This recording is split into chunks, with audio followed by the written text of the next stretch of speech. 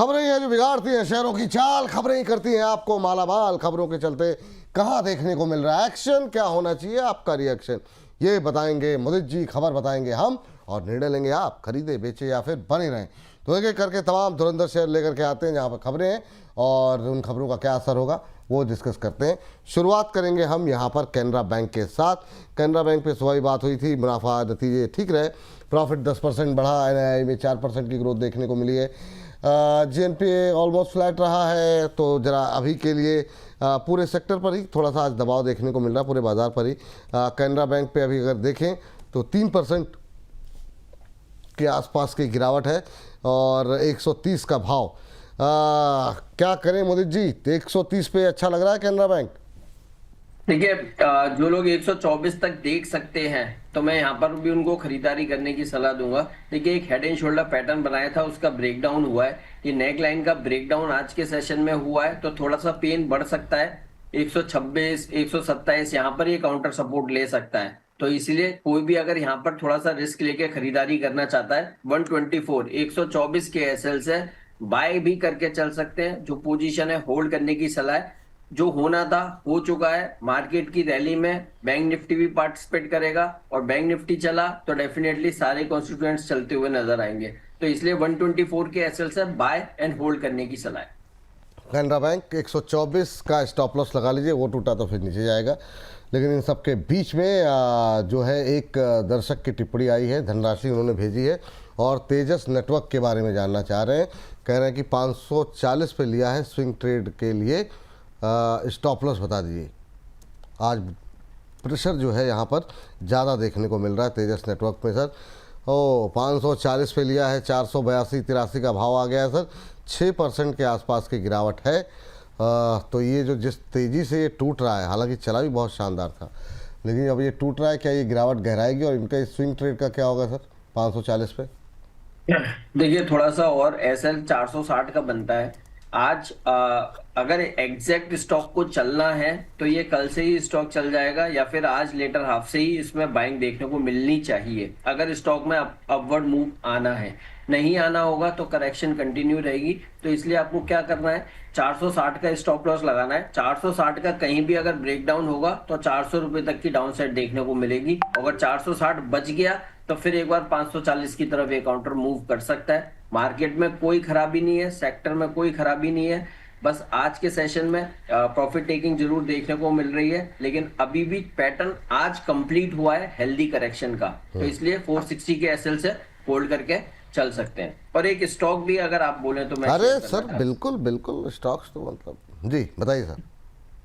देखिए, अभी मैं देख रहा था कुछ फर्टिलाइजर का जिक्र हो रहा था और मोदी साहब ने कुछ बोला है। बट देखिए, हमें ऐसा लगता है कि फर्टिलाइजर यहाँ से एक बढ़िया रिवर्सल दिखा सकता है। और मिसाल के तौर पे आज चंबल फर्टिलाइजर भी हाइपर ट्रेड होता हुआ नजर आ रहा है। तो फर्टिलाइजर सेक्टर से ही एक स्टॉक में लेके आया हूँ जहां पर हेल्दी करेक्शन कंप्लीट हुआ है। स्टॉक का नाम है एनएफएल, नेशनल फर्टिलाइजर लिमिटेड, जो अभी 76 रुपए 70 पैसे पर ट्रेड हो रहा है। खरीदारी करने की सलाह है। 75 ₹1.5 नीचे का एसएल लगाना है। 75 के एसएल से बाई कीजिए। 76 70 पे अभी ट्रेड हो रहा है। इंट्राडे में 80 रुपए के टारगेट्स, पोजिशनल टारगेट 85 तक एनएफएल में नजर आते हैं। हम 10-12% का अपसाइड मूव यहां से एनएफएल में एक्सपेक्ट कर रहे हैं, क्योंकि लगातार स्टॉक में तेजी थी, हायर हाइज हायर लोज में था। जो चैनल में एक काउंटर ट्रेड हो रहा था उसकी सपोर्ट लेके बाइंग देखने को मिल रही है। व्यू पॉजिटिव है चार्ट्स पर। न्यूज कोई आती है मैं नहीं कह सकता, लेकिन चार्टिकली बहुत साउंड नजर आ रहा है। हेल्दी मूवमेंट आना चाहिए। 80 रुपए intraday target, 85 positional target, stop loss रहेगा 75। 75 रुपए का स्टॉप लॉस। थोड़ी सी रिकवरी आ रही है तो 2 रुपए नीचे हो जाएगा। 2 रुपए नीचे का स्टॉप लॉस। पहला टारगेट अब 3 रुपए ऊपर है जो कि इंट्राडे के लिए है। 80 रुपए का पहला टारगेट। पोजिशनल टारगेट जो है वो 85 का दिया गया है। अच्छे टारगेट्स हैं यहाँ पर दिए जा रहे हैं। पहला टारगेट 80 रुपए का जो कि इंट्राडे के लिए है। 75 का एक स्टॉप लॉस। अभी 0.25% नीचे है, लेकिन मुदित जी का मानना ये है कि यहाँ पर अच्छी रिकवरी देखने को मिल सकती है। तो यहाँ पर नज़र रखेंगे नेशनल फर्टिलाइज़र पे। 2.25% के आसपास की गिरावट अभी देखने को मिल रही है। उनका मानना ये है कि रिकवरी आएगी और जब आएगी तो फिर यहाँ पर हम दोबारा जो है लेकर के आएंगे। अब 77 रुपये 29 पैसे का भाव देखने को मिल रहा है। 80-85 दो टारगेट दिए गए 80 इंट्राडे के लिए। तो जैसे यहाँ पर कोई तेज गतिविधि होगी तब भी स्क्रीन पर लेकर के आएंगे। और अगर यहाँ पर स्टॉप लॉस टारगेट में कोई परिवर्तन करते हैं मोदी जी तो भी हम स्क्रीन पर लेकर के आएंगे। रिकवरी आनी शुरू हो गई है, देखते हैं 80 रुपये तक जाती है कि नहीं जाती है। तो स्टॉप लॉस और टारगेट दोनों के लेवल नोट डाउन कर लीजिए आप फिलहाल के लिए NFL को लेकर के। शानदार अच्छी रिकवरी देखने को मिल रही है। चलिए अगली कंपनी लेकर के आते हैं। तब तक जो है अब जो है वोडाफोन जरा खबर दिखा दीजिए। वोडाफोन पे लगातार हमारी कवरेज रही है। इंट्राडे में कंपनी के शेयर में 10% की तेज़ी देखने को मिल रही है। 1243 का नया हाई लगाया है इंट्राडे में। और खबर यहाँ पर ये है कुछ स्टेक भारतीय कंपनी को ट्रांसफ़र कर सकता है। इस तरह की मीडिया रिपोर्ट जो है वो लगातार वोडाफोन को लेकर के अपडेट्स आ रही हैं। वोडाफोन आइडिया में ब्रिटेन के वोडाफोन ग्रुप का 19% स्टेक है यहाँ पर और वो कुछ भारतीय कंपनियों को ट्रांसफ़र हो सकता है। भारतीय कारोबार में नई नकद राशि डालने के मद्देनज़र कंपनी ये कदम उठा सकती है। इस तरह की अपडेट्स जो है मीडिया रिपोर्ट्स के माध्यम से आ रही हैं। करीब करीब 350 अरब रुपए जो है 3.7 अरब डॉलर जो है वो जुटाने का प्रयास है। तो शानदार रिकवरी यहाँ पर देखने को मिल रही है। हालांकि ऊपर से ज़रूर थोड़ा सा हल्का हुआ है लेकिन शानदार रिकवरी। सर क्या करेंगे? फिर से 52 वीक हाई की तरफ जाता हुआ दिखाई दे रहा है। करंट लेवल पे कुछ करने के लिए बचा है या तेज़ी पूरी हो गई आज की, या आज की मतलब आने वाले दिनों की? देखिए सर, मैं कई बार मैंने इस पर बात करी है और 13 रुपए तक का टारगेट तो शॉर्ट टर्म दिया था और 12 रुपए 40 पैसे का हाई बना है। लेकिन अभी भी 13 रुपए तक तो ये काउंटर जाएगा ही जाएगा। तो पोजीशन है होल्ड करने की सलाह है जो लोग शॉर्ट टर्म ट्रेडर्स हैं। और अगर थोड़ा सा लॉन्ग टर्म का नजरिया है या लॉन्ग टर्म में चेंज कर सकते हैं तो 22 रुपए के टारगेट है। बार बार एक ही चीज बोलते हैं, 8 से 10 महीने के नजरिए से आप खरीदारी करके भूल जाइए। इसमें स्विंग आते रहेंगे, ऊपर भी जाएगा नीचे भी जाएगा, लेकिन 8-10 महीने बाद देखेंगे ये 22 रुपए के पास ट्रेड होता हुआ नजर आएगा। तो सर दो चीज़ें हैं यहाँ पर क्योंकि थोड़ा सा इस पे लोगों का चलने मतलब इंटरेस्ट काफ़ी रहता है। एक तो ये लॉन्ग टर्म में चला गया 22 रुपये, लेकिन ना तो किसी का नज़रिया बहुत लॉन्ग टर्म का हो और ना ही 1-2 दिन का हो। ये बीच वालों के लिए क्या टारगेट अभी रखनी चाहिए क्योंकि 13 के नजदीक तो आ गया जी। यस, 13 रुपए के ही टारगेट है। 13 के बाद प्रॉफिट टेकिंग हो सकती है। तो इसलिए हमने बोला कि जो लोग शॉर्ट टर्म है वो 13 रुपए आएगा वहां पे प्रॉफिट बुक कर लेंगे और जो लॉन्ग टर्म है उनको इस वॉलेटिलिटी से मतलब नहीं होना चाहिए। उनको 8 से 10 महीने के नजरिए से बाय करना है जिसके टारगेट 20 रुपए 22 रुपए हैं। ये इंटैक्ट है, बहुत लेवल से लोअर लेवल से 8-9 रुपए से हम कंटिन्यूस बोलते हुए आ रहे हैं और अभी 13 हो गया। कोई बात नहीं, 13 तो शॉर्ट टर्म टारगेट है।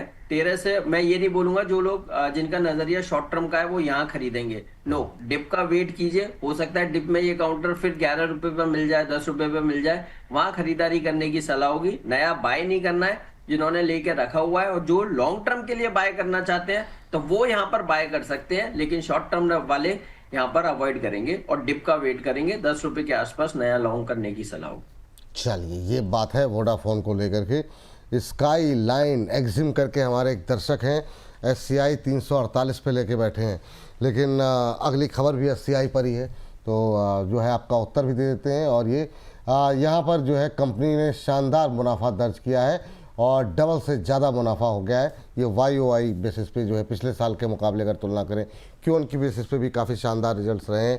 तो शिपिंग कॉर्पोरेशन पूरे शिपिंग डिफेंस में सर क्या शानदार रिजल्ट्स रहे हैं। बाकी चीज़ें छोड़ दीजिए, आप GRSC के रिजल्ट देख लीजिए, SCI के रिजल्ट देख लीजिए, मझगांव के रिजल्ट देख लीजिए, शानदार रिजल्ट देखने को मिले।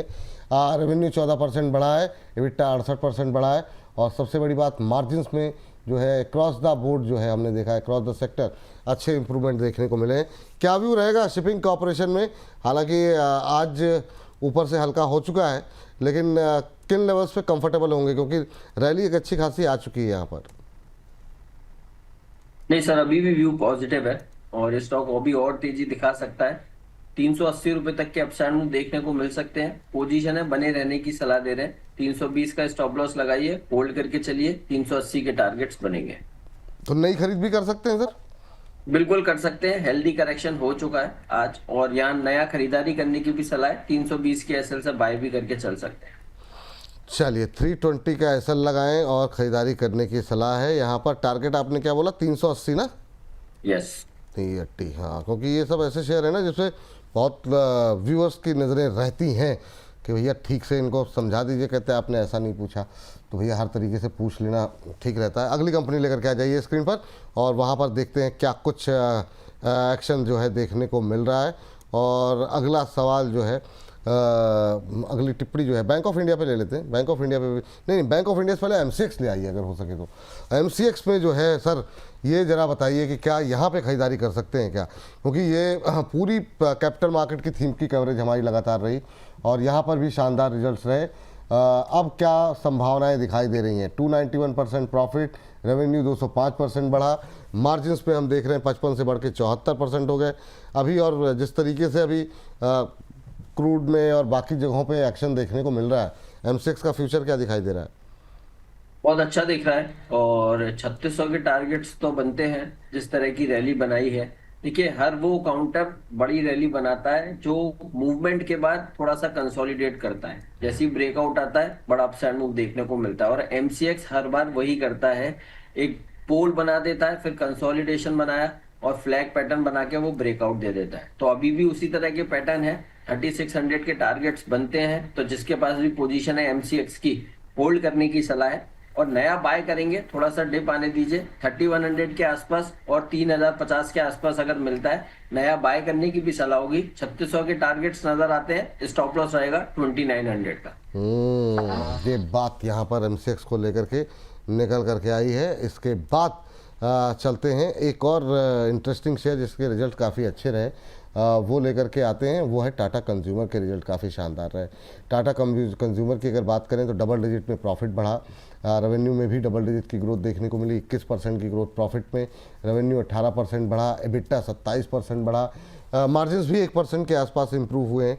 टाटा कंज्यूमर एक और ऐसा शेयर जहां पर कि हम तेज़ी देख रहे हैं रिजल्ट के बाद। हालांकि तेज़ी तो नहीं कहेंगे लेकिन रिकवरी ज़रूर देख रहे हैं लोअर लेवल से। आज बाजार टूटा था तो उस तरह का रिएक्शन रहा नहीं, लेकिन सर नतीजे अच्छे कहे जा सकते हैं और इंट्राडे में रिकवरी भी है। 435 के आसपास आपको टाटा कंज्यूमर कैसे दिखाई दे रहा है? सर बहुत अच्छा लग रहा है और मैं थोड़ा सा बस 1 मिनट में ये चीज समझाऊंगा। हम बार बार कई बार बोलते हैं कि inverse head and shoulder pattern बना रहा है, inverse head and shoulder pattern ये वाला स्टॉक बना रहा है, इसका हिट रेशियो 80% है। तो मेरी रिक्वेस्ट है, जो भी व्यूअर थोड़ा सा भी चार्ट देखता है, टाटा कंज्यूमर का डेली चार्ट देखिए। हम जो inverse head and shoulder pattern पे ठोक कर बाय करने की सलाह देते हैं, उसके पीछे का लॉजिक क्या है? सर 80% सक्सेस रेशियो है inverse head and shoulder pattern का और टाटा कंज्यूमर हूबहू बुकिश जैसे बुक में बना होता है वैसा ही inverse head and shoulder pattern बन रहा था और आज ब्रेकआउट है, वो भी 8% के साथ ब्रेकआउट है। एफ एंड ओ काउंटर है ये। जब निफ्टी में 250 पॉइंट की करेक्शन हो रही है तब ये काउंटर 8% की तेजी दिखा रहा है। तो इसीलिए इस पैटर्न की इंपॉर्टेंस बहुत ज्यादा होती है। तो जो लोग चार्ट सीख रहे हैं इस पैटर्न पे काम कीजिए।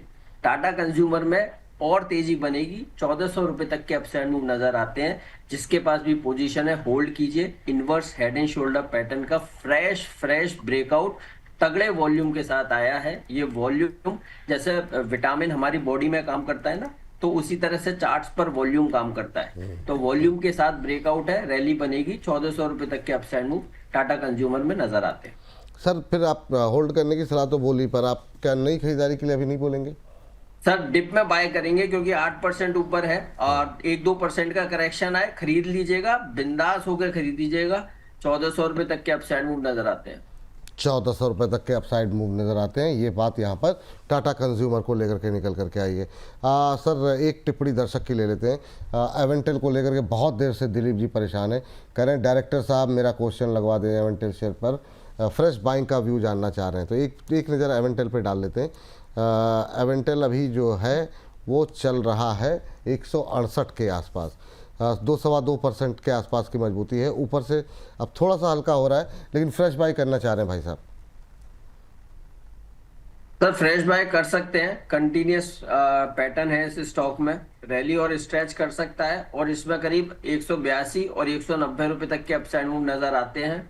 स्टॉक में भी फ्लैट पैटर्न का ब्रेकआउट हुआ है। पोल जिस हिसाब से एक्सटेंड करेगा उसके हिसाब से 190 तक की रैली स्ट्रेच हो सकती है, तो बिल्कुल यहाँ खरीदारी करके चल सकते हैं। स्टॉप लॉस लगा लीजिए 156, 12 रुपए नीचे का एसएल है, 22 से 24 रुपए ऊपर तक के टारगेट्स नजर आते हैं, बाय करने की सलाह है।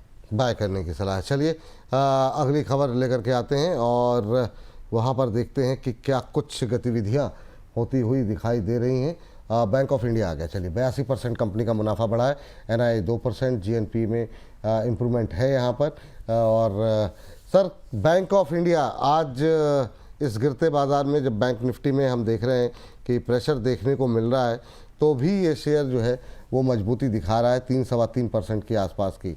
क्या भविष्य दिखाई दे रहा है बैंक ऑफ इंडिया का? 144 के आसपास चल रहा है, हालांकि अंडर परफॉर्मर रहा है, एक महीने में ½ % का नेगेटिव रिटर्न ही है। क्या यहाँ पे कोशिश करनी चाहिए क्या प्लस करने की? बिल्कुल करनी चाहिए सर, बिल्कुल करनी चाहिए। इसीलिए हमने कैनरा बैंक को भी लॉन्ग करने की सलाह दी थी 124 के स्टॉप लॉस के साथ, क्योंकि हम सुबह से ये सारी चीजें देख रहे हैं। अगर बैंक इंडिया यहाँ से चलेगा, बैंक इंडिया में रिवर्सल के पैटर्न बने हैं और आज जब निफ्टी में इतना करेक्शन है, सपोर्ट के पास मार्केट है, अगर यहाँ से एक्चुअल सपोर्ट ले लिया, रैली बनी, तो ये स्टॉक्स तो रैली करेंगे ना। तो इसीलिए बैंक ऑफ इंडिया को भी यहाँ पर होल्ड करने की सलाह दे रहे हैं और मैं यहाँ पर खरीदारी करने की भी सलाह दूंगा। बहुत छोटा सा स्टॉप लॉस है 137, 137 का एसएल से बाय करने की सलाह है। जिसके पास पोजीशन है होल्ड करके चलिए, बाउंस बैक आएगा। पहला टारगेट ही यहाँ से 160 का बनता है, वो 160 निकाला, उसके बाद 168 तक की रैली के लिए बैंक ऑफ इंडिया तैयार हो चुका है।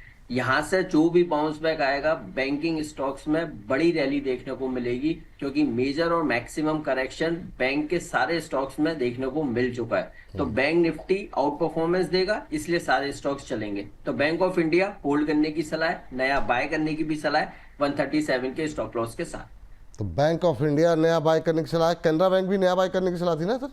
बिल्कुल सर, 124 रुपए के स्टॉप लॉस के साथ। बैंक ऑफ इंडिया में आपको स्टॉप लॉस रखना है 137 का, टारगेट 160, 168। ये सब 200 रुपये से सस्ते शेयर जो कि अच्छा प्रदर्शन करते हुए दिखाई दे रहे हैं। 3.25% ऊपर बैंक ऑफ इंडिया का शेयर। 160, 160, 168 दो टारगेट यहाँ पर दिए जा रहे हैं आपको। स्टॉप लॉस का अवश्य ध्यान रखें, ये सलाह यहाँ पर दी जा रही है। चलिए तो यहाँ पर भी रखिए नज़र। अगली कंपनी जरा लेकर के आ जाइए स्क्रीन पर फटाफट और देखते हैं वहाँ पर क्या गतिविधि देखने को मिल रही है। यूपीएल के भी नतीजे रहे हैं शानदार। नेट प्रॉफिट 18% बढ़ा, रेवेन्यू में करीब 18.25% की ग्रोथ है, बिट्टा 12.7%, मार्जिन्स थोड़े हल्के रहे हैं। सर इन रिजल्ट्स के बाद यूपीएल के शेयर में भी धुआंधार प्रदर्शन है, इंट्राडे हाई पर ही ट्रेड कर रहा है। बीटीएसटी कर सकते हैं क्या, कुछ कर सकते हैं यहाँ पे? नहीं सर, उसमें नहीं करेंगे, क्योंकि स्टॉक में रैली बनी है, रिजल्ट का इम्पैक्ट आया है, लेकिन ऊपर जो हर्डल बना हुआ था, वो एक चीज होती है ना सर, ज्यादा किसी को स्ट्रेच कर देते हैं। एक तो धीरे धीरे आदमी ऊपर चढ़ता है, एक ज्यादा स्ट्रेच कर देते हैं तो वो ऊपर होल्ड नहीं होता, फिर वो तुरंत गिर जाता है।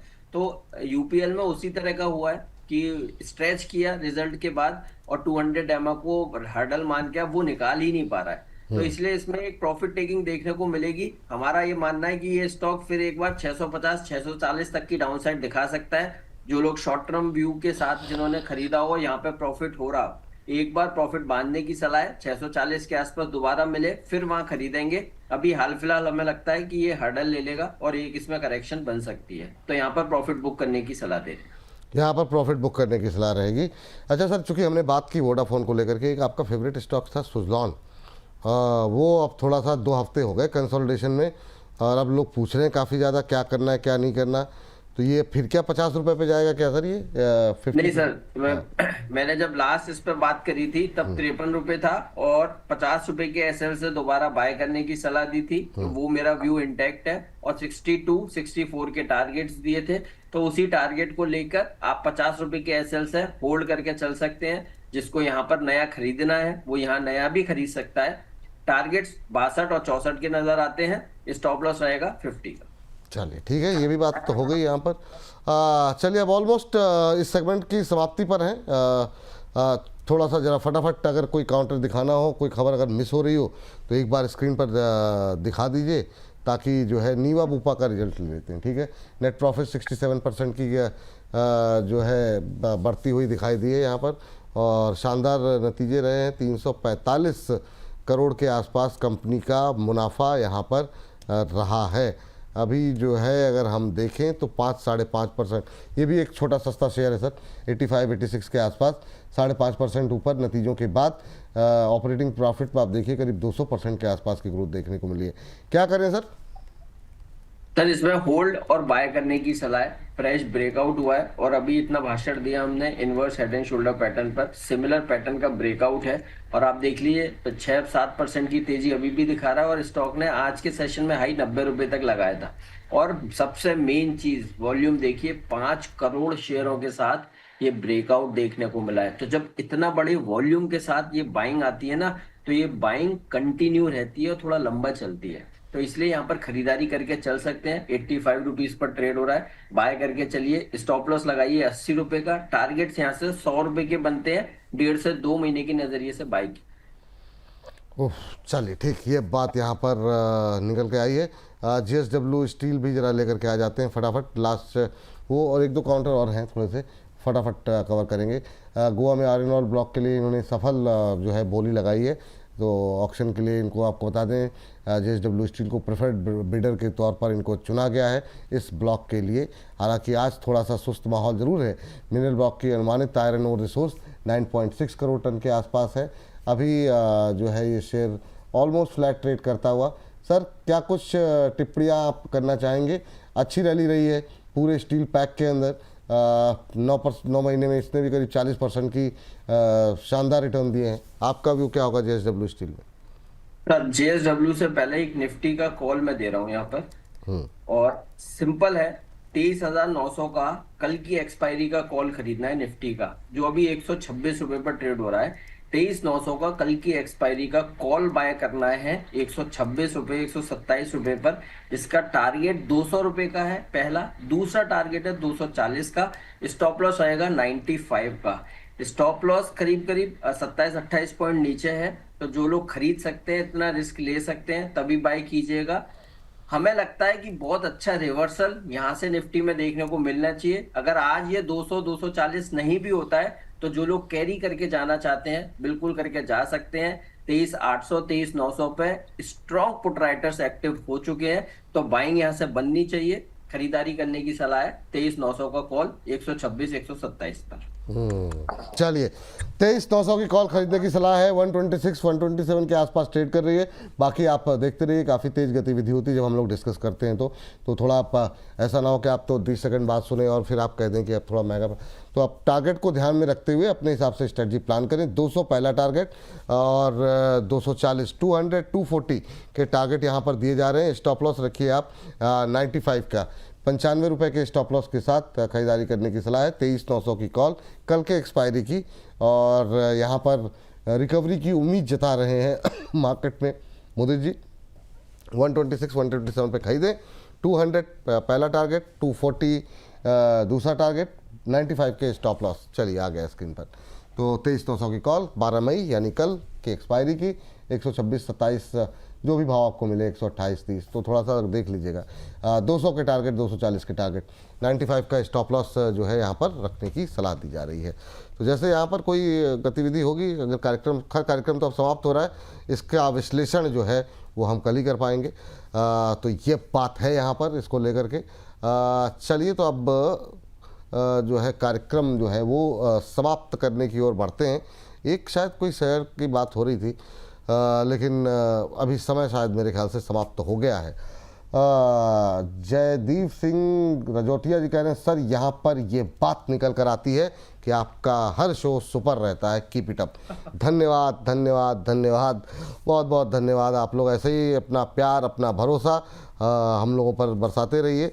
बहुत सारे सवाल आ रहे हैं, लेकिन अभी अकेले माफ़ कर दीजिए, कल डिस्कस कर लिया जाएगा। एक डाबर जाते जाते बोल दिए सर, ये टिया जी हैं, टिया द ग्रेट, वो डाबर कह रही हैं कि 14% का इनको जो है मिल रहा है रिटर्न। बुक प्रॉफिट करें कि ना करें, इसको लेकर के परेशान है। आप बताइए डाबर में क्या करना चाहिए। Please discuss the target, short and long term दोनों जानना चाह रही हैं।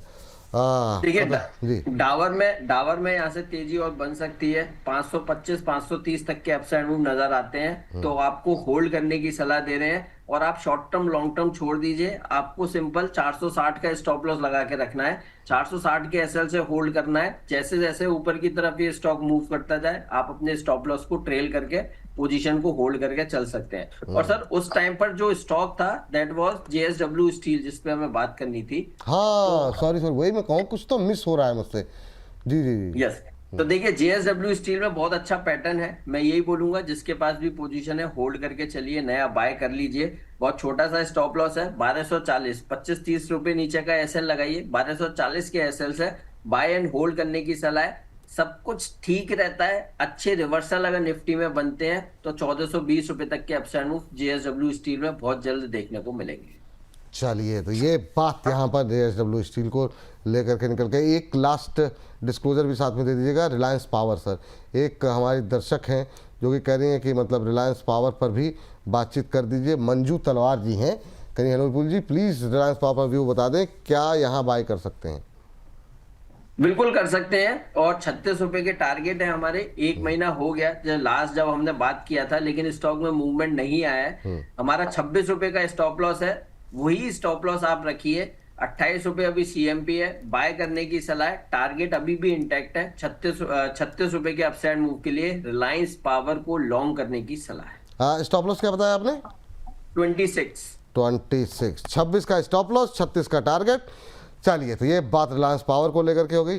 बिल्कुल, देखिए जितने भी स्टॉक्स हमने डिस्कस किए, किसी भी स्टॉक में कोई पर्सनल होल्डिंग नहीं है, बट सिमिलर लाइंस पर क्लाइंट्स के साथ व्यूज और रिकमेंडेशंस शेयर करते हैं। जहां भी कोई रिकमेंडेशन बाय होल्ड वर्ड का यूज किया है, आप कोई भी एक्शन लेने से पहले आप अपने फाइनेंशियल एडवाइजर से जरूर सलाह लें। चलिए, बहुत बहुत शुक्रिया, बहुत बहुत धन्यवाद आज की इस चर्चा में जुड़ने के लिए।